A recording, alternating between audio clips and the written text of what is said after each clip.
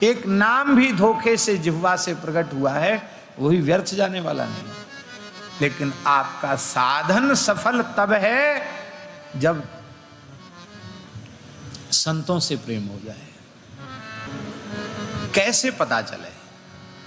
उसका एक ही प्रमाण है, यदि श्री ठाकुर जी के प्रेमी जनों से आपका प्रेम है तो आपका ठाकुर जी से प्रेम है।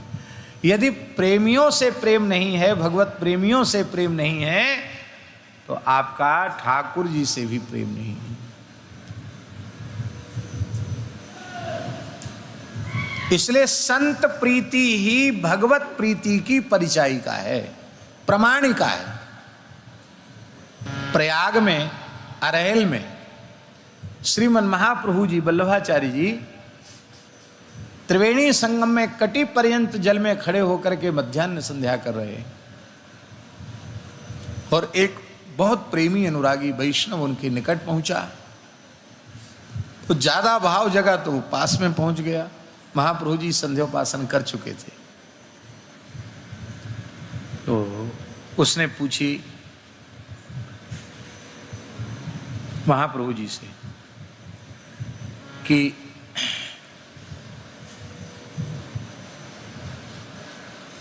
आचार्य चरण जय जय, प्रार्थना है कि काऊ के हृदय में भाव जगे हुए कि हम 100 ब्राह्मणन को भोजन करावें, वो वाकई सामर्थ्य 100 ब्राह्मण जिवावे की न होए तो वाके मनोरथ की पूर्ति कैसे है सके। तो महाप्रभु जी बोले, एक वैष्णव को जिमा दो। क्या कहा? एक वैष्णव को भगवत प्रसाद पवा दो, 100 ब्राह्मण जिमाने का पुण्य हो जाएगा। उसका लोभ और बढ़ गया। बोले, जब इतनी महिमा है तो हम 100 वैष्णव जिमा दें।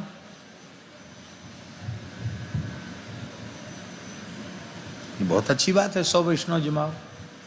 और मान लो 100 वैष्णव जिमाने की भावना किसी के मन में जागृत हो।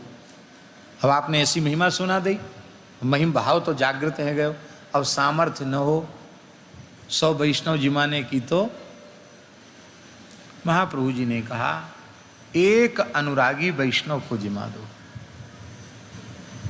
तो पहले जो कहा वो क्या कहा? भीतर क्या है तो राम जी जाने। एक अनुरागी वैष्णव को भोजन करा दो, 100 वैष्णव को जिमाने का पुण्य हो जाएगा। उसने कहा, महाराज इतनी महिमा जब है तब तो हम फिर 100 अनुरागी ही क्यों न जिमाएंगे, 100 अनुरागी जिमा दें। और 100 अनुरागी जिमाने का भाव जगे और तब वो क्या करे, और सामर्थ्य न हो तो वो क्या करे। इतना सुनते ही महाप्रभु जी के नेत्रों से झरझर आंसू बहने लगे।